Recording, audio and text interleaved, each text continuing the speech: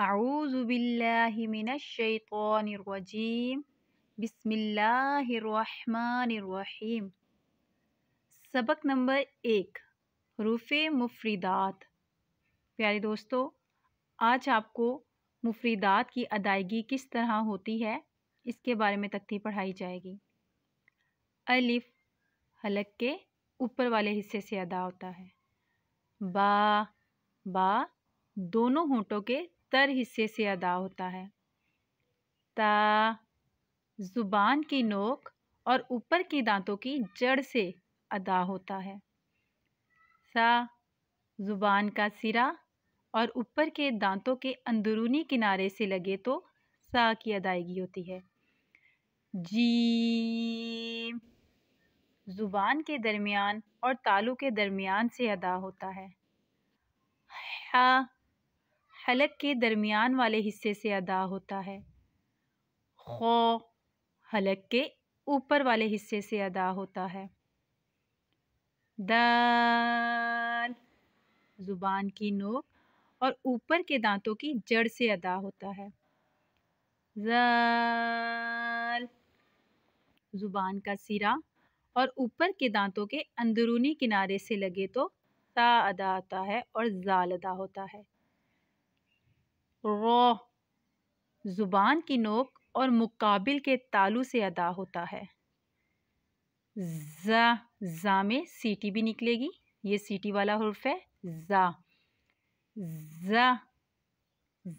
ऐसे इसकी अदायगी जो है वो ज़ा यानी सीटी वाला हुर्फ है। ज़ा सीन स्वाद, इन तीनों हुर्फों में ज़ा सीन स्वाद में सीटी निकलेगी। ठीक, ज़ा ज़ुबान की नोक और दोनों दांतों के अंदरूनी किनारे से लगे तो ज़ा अदा होता है। सीन ज़ुबान की नोक और दोनों दांतों के अंदरूनी किनारे से लगे तो सीन अदा होता है। ज़ा सीन और स्वाद की एक ही अदायगी है। सही। शीन ज़ुबान के दरमियान और तालू के दरमियान से अदा होता है। स्वाद ज़ुबान की नोक और दोनों दांतों के अंदरूनी किनारे से लगे तो स्वाद अदा होता है। दौद ज़ुबान की करवट और ऊपर की दारों की जड़ से अदा होता है। तो ज़ुबान की नोक और ऊपर के दांतों की जड़ से अदा होता है। तो को भी मोटा पढ़ेंगे। तो ज़ुबान की नोक और ऊपर के दांतों की जड़ से लगे तो अदा होता है। ज़ो ज़ुबान का सिरा और ऊपर के दांतों के अंदरूनी किनारे से लगे तो ज़ो अदा होता है। आइन हलक के दरमियान वाले हिस्से से अदा होता है। गैन हलक के ऊपर वाले हिस्से से अदा होता है। फा ऊपर के दांतों के किनारे और निचले होंठ के तर हिस्से से लगे तो फा अदा होता है। सही। कौफ इसको भी पूर्व पढ़ेंगे, मोटा कौफ है। इस काफ में और इस काफ में फ़र्क करेंगे, इसको मोटा पढ़ेंगे और इसको बारीक पढ़ा जाएगा। ये कौफ मोटी पढ़ी जाएगी।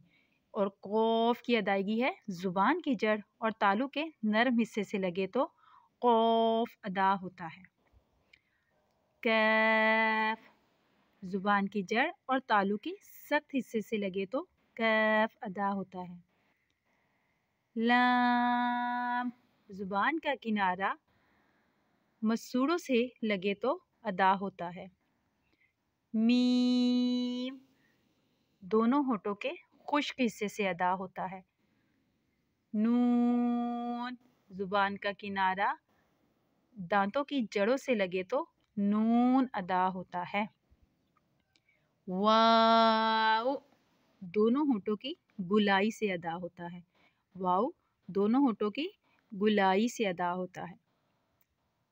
ह हलक के नीचे वाले हिस्से से अदा होता है।